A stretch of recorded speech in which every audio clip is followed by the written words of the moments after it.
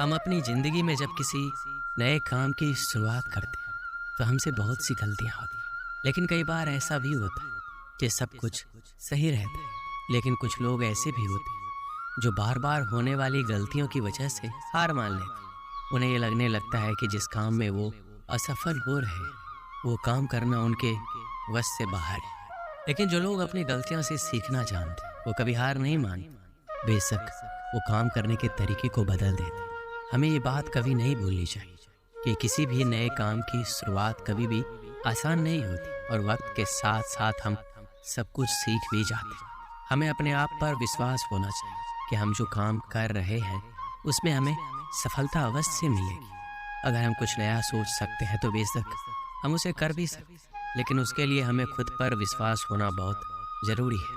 शुरुआत में ही हर कोई सफल नहीं हो जाता। जो लोग अपनी असफलता से कुछ सीखते हैं वे ज़िंदगी में बहुत आगे तक जाते हैं, और जो लोग अपने असफलता की वजह से पीछे हट जाते वो लोग कभी आगे नहीं बढ़ पाते। हमें पता होना चाहिए कि सफलता के साथ साथ असफलता भी जुड़ी होती है। जब भी असफलता हमको चारों तरफ से घेर लेती तो उस समय हमको आगे बढ़ने के लिए मोटिवेशन की ज़रूरत होती है, क्योंकि बिना मोटिवेशन के हम परेशानियों और कठिनाइयों में उलझ कर ही रह जाते हैं और हमको कोई रास्ता नज़र नहीं आता। श्री कृष्ण कहते हैं, यदि आप जीवन में आगे बढ़ना चाहते हैं और सफलता को हासिल करना चाहते हैं तो आपके जीवन में लक्ष्य का होना बहुत ही जरूरी है, क्योंकि बिना लक्ष्य के आप अपने समय को बर्बाद करते और आप किसी भी कार्य को बेहतर ढंग से नहीं कर पाते। यदि आप अपने लिए सही लक्ष्य का निर्धारण करते हैं तो आप अपने समय का बेहतर ढंग से सदुपयोग करते हैं सफलता को प्राप्त कर सकते हैं।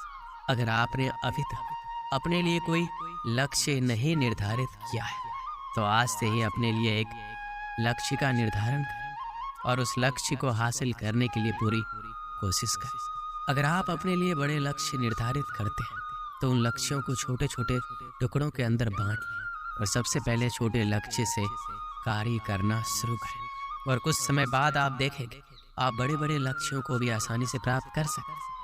श्री कृष्ण कहते हैं, यदि आप जीवन के अंदर सफलता को हासिल करना चाहते हैं तो आपको एक बात हमेशा याद रखनी है, आपको हमेशा अपने दिल की सुननी चाहिए और उस कार्य को दिमाग से करना चाहिए। जबकि बहुत से लोग दिमाग की सुनते हैं और दिल से कार्य करते हैं, जिसकी वजह से उनको हमेशा परेशानियों का सामना करना पड़ता है। जब आप अपने दिल की बात सुनते हैं और किसी भी कार्य की शुरुआत करते हैं तो आप उस कार्य के अंदर अपना 100% लगा देते हैं, और यदि आप किसी कार्य के अंदर अपना 100% लगाते हैं तो आपको एक ना एक दिन सफलता जरूर मिलती है। ज़्यादातर लोग दूसरों के डर की वजह से कभी भी अपने दिल की बात नहीं सुन पाते और हमेशा ऐसे कार्य करते हैं जो उनको कभी भी खुशी नहीं देती, और ऐसे कार्य करने चाहिए जो आपको लंबे समय तक खुशी दे सके। श्री कृष्ण कहते हैं, यदि आप किसी भी काम को लेकर बहुत ही ज़्यादा चिंतित हैं तो आपके दिमाग में सिर्फ उस कार्य के बारे में ही विचार आते हैं और उसकी वजह से आप सही और गलत फर्क नहीं कर पाते, जिसकी वजह से आपके लिए सही निर्णय लेना काफ़ी मुश्किल हो जाता है और आप उस समय के अंदर अपने लिए कुछ गलत निर्णय ले लेते हैं, जिसकी वजह से आप कभी भी सफलता को हासिल नहीं कर पाते।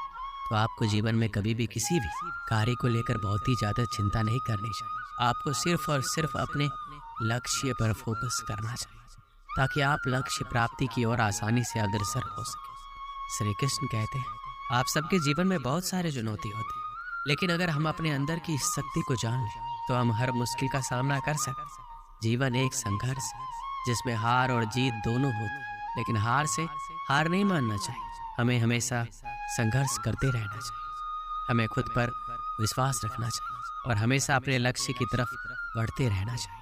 हमें अपने सपनों के लिए काम करना चाहिए और हमेशा एक सकारात्मक सोच रखनी चाहिए। जीवन में कोई भी मुश्किल हो, हमें हमेशा सकारात्मक होकर समस्या का सामना करना चाहिए।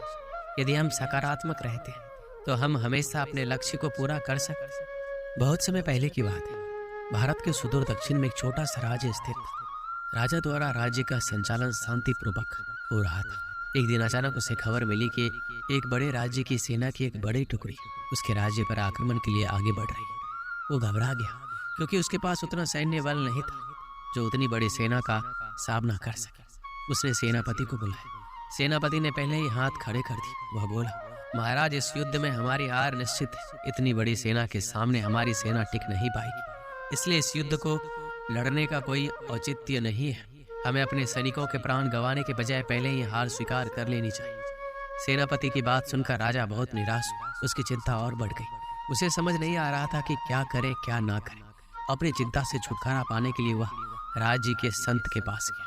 संत को उसने पूरी स्थिति से अवगत कराया और बताया कि सेनापति ने युद्ध के पहले ही हाथ खींच लिए। ये सुनकर संत बोले, राजन, ऐसे सेनापति को तुरंत उसके पद से हटाकर कारागृह में डाल देना चाहिए। ऐसा सेनापति जो बिना लड़े हार मान रहा है, उसे सेना का नेतृत्व करने का कोई अधिकार नहीं है। किंतु गुरुवर, यदि मैंने उसे कारागृह में डाल दिया तो सेना का नेतृत्व कौन करेगा? संत बोला, राजन, तुम्हारी सेना का नेतृत्व मैं करूंगा। राजन सोच में पड़ गया कि संत युद्ध कैसे लड़ेंगे। उसने कभी युद्ध नहीं किया, किंतु कोई विकल्प ना देख उसने संत की बात मान ली और अपनी सेना का सेनापति बना दिया। सेनापति बनने के बाद संत ने सेना की कमान संभाल ली और सेना के साथ युद्ध के लिए तैयार कर दिया। रास्ते में एक मंदिर बढ़ा।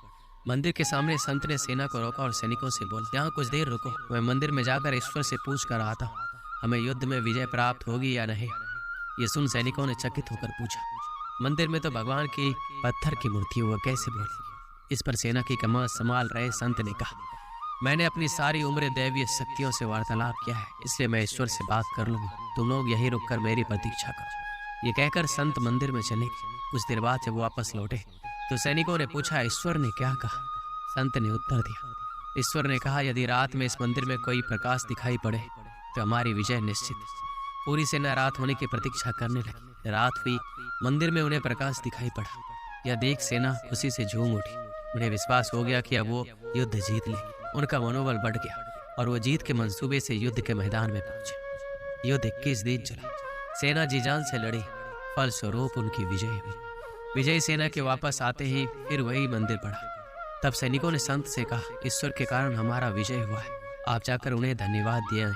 संत ने उत्तर दिया, इसकी कोई आवश्यकता नहीं है।